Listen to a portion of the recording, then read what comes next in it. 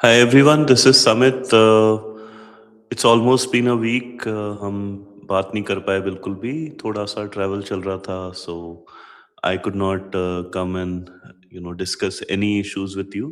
लेकिन आज हम बहुत ही इंटरेस्टिंग चीज़ लेकर आए हैं और hopefully the delay will be made up with this very interesting topic. तो टॉपिक ये है कि वेरी वेरी रिसेंटली, मतलब 2 दिन पहले, डोनाल्ड ट्रंप जो यूएस के प्रेसिडेंट हैं, वो भूटान के प्राइम मिनिस्टर से मिले. अब भूटान एक लेजिटिमेट सॉवरेन कंट्री है. ट्रम्प किसी से भी मिल सकते हैं. वो जब चाहें, जहाँ चाहें वहाँ जा सकते हैं. He is the most powerful person in the world. तो इसमें कोई ऐसी बात नहीं है. बट एक चीज़ देखने वाली है कि इनका जो नया सर्जेई गौर करके जो एम्बेसडर इन्होंने भेजा है इंडिया में, उसको कुछ एडिशनल रिस्पॉन्सिबिलिटीज़ दी हैं. So he is not just the ambassador of India, but वो सेंट्रल एशिया को भी देखेंगे, which is unusual and which kind of downgrades India. और यूएस का अटेम्प्ट चल रहा है पिछले 1 साल से, इनफैक्ट मेरे ख्याल से 5 साल से, कि भी इंडिया को थोड़ा दबाया जाए किसी तरीके से, so that they can get some sort of a leverage, pressure, whatever, maybe a change of government or whatever it is their geopolitical strategy and a valid one. uh, तो इसमें अगर ये किसी प्राइम मिनिस्टर से मिलते हैं तो वो कोई बहुत बड़ी बात नहीं है. लेकिन भूटान एक बहुत ही छोटी कंट्री है.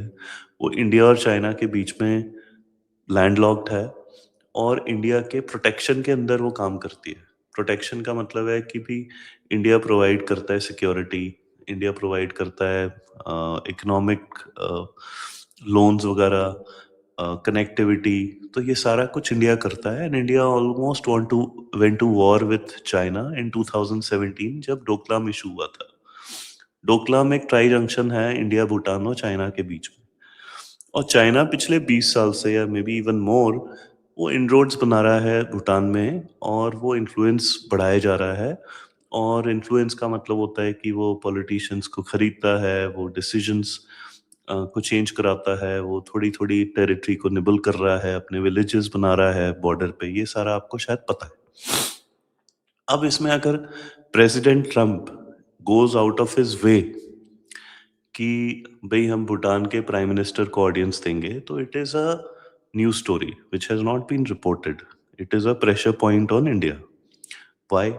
Because India has managed in the last 2-3 years, काफ़ी अच्छा मैनेज करा इंडिया ने भूटनीज, इंडो भूटनीज रिलेशनशिप. तो उसमें ठीक है, थोड़ा सा इनरोड्स बनाए हैं चाइना ने, but we have managed it. अगर वहाँ पे अमेरिका कूद पड़ता है जिस तरीके से नेपाल में है. अब आपको नेपाल का तो पता ही है. सितंबर में there was this Gen Z protest और वहाँ पे गवर्नमेंट चेंज हुई. अब बहुत लोग कहते हैं कि भई वो रेजीम चेंज कराया गया वहाँ पे अमेरिका द्वारा. मुझे नहीं पता सच्चाई क्या है. किसी को ऑब्वियसली कोई 100% उसका प्रूफ देके नहीं दिखा सकता. लेकिन एक सरमाइज़ कर सकते हैं, हम एस्टिमेट कर सकते हैं कि भई असली में क्या हुआ, किसने पैसा दिया किसको, किसको ट्रेन करा गया, किसको वहाँ पे फिर काठमांडू में मेयर बनाया गया, ब्ला ब्ला ब्ला. वो all that conjecture and speculation हम कर सकते हैं. लेकिन एक चीज़ ज़रूर है, वहाँ पे चाइनीज़ इन्फ्लुएंस कम हो रहा है नेपाल में. और भूटान में भी एक, as I said, Indo Chinese एक कॉम्पिटिशन है. तो उसमें अब अमेरिका कूद रहा है. अब which is fine. I mean ये एक कंपटीशन है, तो हर एंगल को यूज़ करा जाएगा, विच इज़ फाइन. अब आप देखो कि बांग्लादेश में भी एक रेजीम चेंज हुआ था. शेख हसीना को निकाला गया था लास्ट ईयर अगस्त में, 5 अगस्त, वेरी इंटरेस्टिंग डेट. मैंने वो डिस्कस भी करा था. और अभी वहाँ पे काफ़ी इंडिया, एंटी इंडिया प्रोटेस्ट भी चल रहे हैं. तो बांग्लादेश भी इंडिया के नेबरहुड में ही आता है. So very interesting. फिर ट्रम्प ऑडियंस दे रहे हैं आसिम मुनीर को. तो ये भी बहुत इंटरेस्टिंग बात है कि बांग्लादेश, पाकिस्तान, नेपाल, भूटान, अफगानिस्तान भी एक है तरीके से एंगल. तो इन सबको एक्सेसिव ओवर एंड अबव एक लीवरेज दी है यूएस ने, और रादर यूज उनको यूज करके एक इंडिया के ऊपर लीवरेज बनाने की कोशिश करी जा रही है। लेकिन वो कोशिश कितनी कामयाब हुई है, कितनी नहीं हुई है, वो तो देखना पड़ेगा। I mean if the Trump administration has to go and meet Bhutanese PM to get influence, तो आप सोचो कि कौन ये गेम जीत रहा है और कौन हार रहा है। टैरिफ्स के ऊपर तो मैं जा भी नहीं रहा। Any how, and it is a game, इसमें कोई, this doesn't make Trump a bad guy, this doesn't make America like evil empire, it doesn't make India like uh, the पराया। ऐसा कुछ नहीं है, ये एक जियोपॉलिटिकल गेम है। और ये जियोपॉलिटिकल गेम इंडिया ने बहुत बारी देखा है, बिकॉज ये गेम पहले भी खेला गया है इंडिया के साथ। और उस गेम का जो नाम था वो थोड़ा सा अलग था। मैं आपको दिखाता हूँ वो क्या गेम था। वो गेम था called the string of pearls. अब स्ट्रिंग ऑफ पर्ल्स चाइना की स्ट्रैटेजी थी इंडिया को एनसर्कल करने के लिए, थी। और मैं इसलिए उसे थी कह रहा हूँ बिकॉज अमेरिका ने ही उन्हें खदेड़ दिया है काफी पीछे। तो जो चाइनीज इन्फ्लुएंस है पाकिस्तान में या फिर बांग्लादेश में और अब भूटान में, नेपाल में, वो वैसे ही कम हो गई। श्रीलंका में भी हो गई आफ्टर द रेजीम चेंज वहाँ पे। प्लस जो इनके बेसिस हैं अराउंड साउथ ईस्ट एशिया, जहाँ पे भी इनका प्रेजेंस है चाइनीज का, उसको काफी हद तक अमेरिका ने धक्का दिया है। और एक्सक्यूज मी, और ये कहना गलत नहीं होगा कि दैट हैज हेल्प्ड इंडिया। तो अमेरिका ने काउंटर करा चाइना को, उससे इंडिया का फायदा हुआ।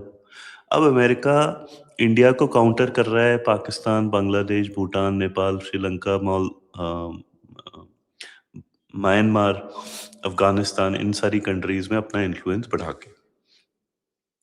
तो ये एक अंडरस्टैंडेबल स्ट्रेटजी है। इंडिया ने इसका जवाब दिया था with so called diamond necklace strategy. तो हमने इसी के इस ये जो ब्लू और ब्लैक लाइंस हैं इसके ऊपर आके हमने अपना गेम खेला था, मतलब इसको एनसर्कल कर दिया था, उनके एनसर्कलिंग को एनसर्कल कर दिया था। अब ये एनीवेज ये बहुत ही थ्योरेटिकल बात हो जाती हैं, और एक्चुअली में गेम सिर्फ इन्फ्लुएंस का होता है कि भाई किसका कहाँ पे पोर्ट है, किसको क्या एक्सेस मिला है, गवर्नमेंट किसकी तरफ झुक रही है, बस यही मेन चीज हो सकती है, unless you are going to war. अब इसमें फाइनल पीस जो है वो है अमेरिका का एक रिपोर्ट आता है कांग्रेस को, हर साल आता है। और उस रिपोर्ट में अमेरिका ये बताता है, मतलब सबसे शेयर करता है कि उसकी क्या थ्रेट्स हैं, उसके क्या थ्रेट परसेप्शंस हैं, और उसकी उसको न्यूट्रलाइज या मैनेज करने का क्या स्ट्रैटेजी होगा। तो ये डिपार्टमेंट ऑफ डिफेंस ने पेश करा कांग्रेस को। और इस रिपोर्ट में अगर आप जाओगे तो एक चीज बहुत क्लियर है कि अमेरिका को चाइना से मल्टीपल लेवल्स पे चैलेंज और कंपटीशन मिल रहा है। चाहे वो रेयर अर्थ्स हो, चाहे वो मिलिट्री हो, चाहे वो इकोनॉमी हो, चाहे वो न्यूक्लियर आर्सेनल हो, चाहे वो एआई हो, स्पेस हो। द फैक्ट इज कि चाइना राइज कर रहा है और चैलेंज कर रहा है। तो ये तो रियल है, लेकिन इसमें अनरियल बात क्या हो सकती है? क्या एक्सक्यूज मी, क्या इस रिपोर्ट में चाइनीज थ्रेट को एम्पलीफाई करा गया है? एम्पलीफाई का मतलब कि हाँ वो आगे बढ़ रहे हैं और चाइना ताइवान को थ्रेट कर सकता है, ये भी एक थ्रेटन कर सकता है, ये भी एक बात निकल के आती है, वो करते हैं। So that is not what is in question. What is in question is कि वो उसमें स्लांट क्या दिया गया है। क्या वो ये कह रहे हैं कि भाई चाइनीज मिलिट्री हमसे बेटर है, मतलब यूएस मिलिट्री से? क्या उसकी वजह से वो बजट कुछ बढ़ाएंगे, किसी एरिया में किसी कंट्री को वो खड़ा करेंगे? तो उसका आंसर है हाँ। और उनका मेन पर्पस इंडिया के साथ यही है। और मैं आपको दिखाता हूँ कि अभी जो लेटेस्ट एक तरीके से गेम चल रहा है वो अरुणाचल पे है। और अरुणाचल पे अमेरिका ने कुछ स्टेटमेंट दिया, और फिर सॉरी, मेरा थोड़ा थ्रोट गला खराब है। तो बीजिंग कह रहा है कि यूएस ये ट्राई कर रहा है कि चाइना और इंडिया के टाइज खराब हो जाएं। ये भी बात सही है। चाइना ये ट्राई करता है कि इंडिया के अमेरिका के साथ खराब हो जाएं। और द फैक्ट इज कि जो अमेरिका ने एक स्टेटमेंट दिया रिगार्डिंग रिगार्डिंग अरुणाचल प्रदेश की भी ये हम इंडियन टेरिटरी मानते हैं एंड ऑल दैट, वो अननेसेसरी था। आपने एक कंट्री को टैरिफ करा हुआ है, हर तरफ से इंसर्कल कर रहे हो, why do you care? But the thing is कि ये एक तरीका होता है दूसरी पार्टी को प्रेशर करने का कि we will counter your moves against India. Okay, और ये थ्रेट है कि we will go back to Indo Indo US partnership unless you behave. ये चाइनीज को एक थ्रेट है। तो ये जो पूरा गेम बना है between India, China and US, ये बहुत ही इंटरेस्टिंग है। और US is mimicking China strategy on India. और आपको मैं बताना चाहता हूँ कि चाइना ये स्ट्रैटेजी से इंडिया से नहीं जीता है। वो हारे भी नहीं है एक तरीके से, बट वो जीते नहीं है। तो अमेरिका भी ये गेम नहीं जीतेगा। उसका एक और बहुत बड़ा डिसएडवांटेज है कि वो बहुत दूर है इस रीजन से, और इसीलिए वो बांग्लादेश के पास अपना एक बेस बनाना चाहते थे।